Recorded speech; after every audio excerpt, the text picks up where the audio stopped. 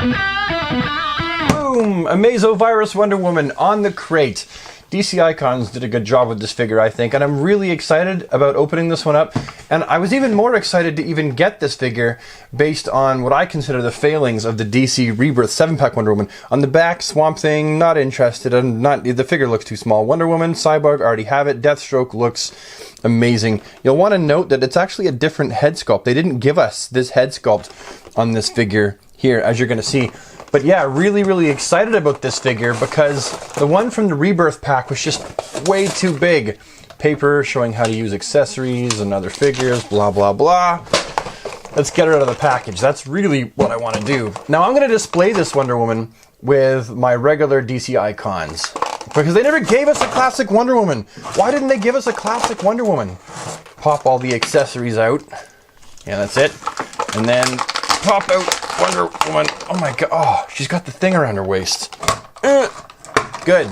Remember, always exercise caution when handling sharp objects, kids. Look at that. That looks nice. Why is there... What the heck? Wonder Woman? Wonder Woman, what's going on with your head? What is it? Oh god. I pulled her head off right away. Oh, that's quality control. Oh my god. I know that some of you might say it's because how I took her out. It's just a simple boil and pop. Well, that puts a strange damper on the review right there. We'll call her the Beetlejuice Wonder Woman. Okay, hold on a second. I'm just going to go boil and pop her head back on. Okay, here she is, back again, all safe and sound. Head's not falling off anymore. What the heck? I've never had that happen right out of the package. And yeah, I'm including it in the video because it's an honest review. Okay, let's take a quick look at the accessories that Wonder Woman comes with. This sword, this shield, these two little extra hands for holding the sword, a lasso for hanging off the latch on her belt, and another one for going to the rodeo.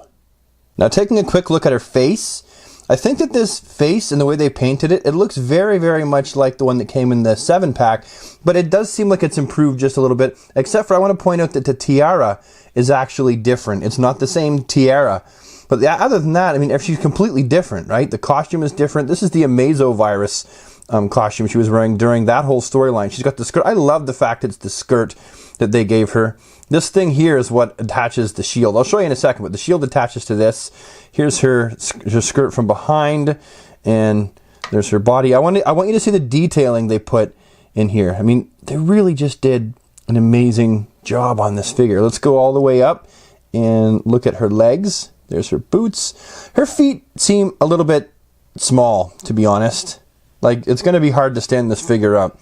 I've already experienced it being a little bit challenging to stand her up. Her articulation, you have the shoulder articulation and the typical bicep articulation for a DC Icons. You have the double jointed elbow. You have the wrist, and this goes for both arms, obviously. You have articulation underneath her rib cage, and then you've also got the ab crunch. She can do the splats. You got the knees with the double jointed knees, and you got ankle articulation.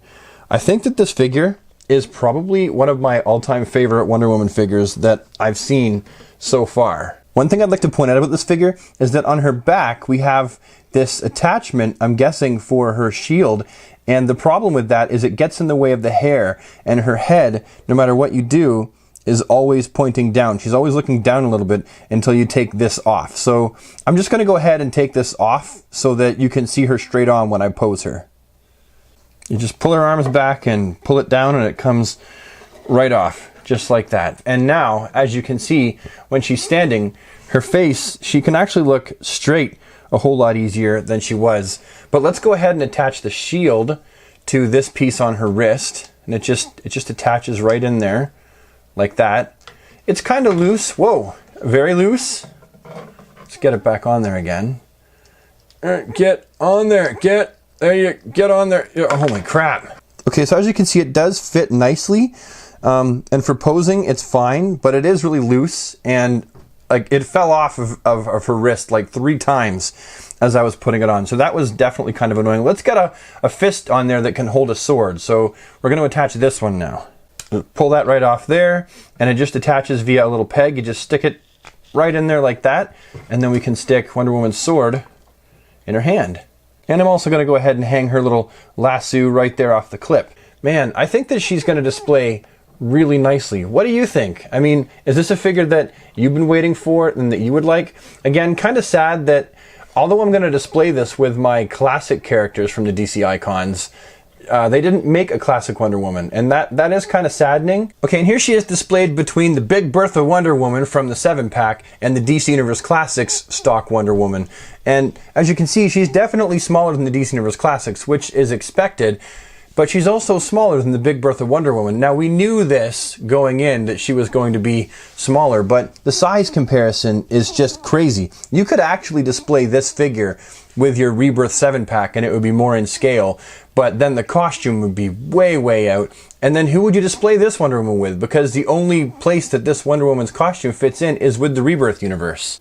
Now, taking a closer look at the Amazo virus Wonder Woman compared to the Rebirth Wonder Woman, we can see that the head sculpts are pretty much the same except for the tiara. As I've mentioned before, the only difference is this one's been upscaled, or this one's been downscaled. I don't know which one came first in their molding, but either way, they're pretty much the same head sculpt.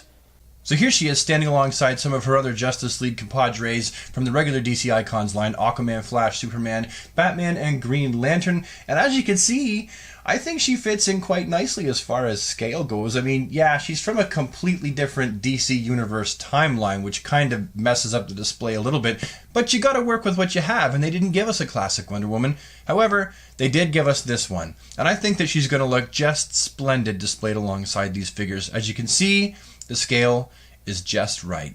Anyway, that's the end of the video. Thank you so much for watching. Please let me know in the comments what you thought. If you bought this Wonder Woman, what your experiences were. Did her head fall off when you took her out of the package like mine did? Leave a like so I know you liked the video. Subscribe for more, and I'll see you next time with the next comic book related video. Have a good day.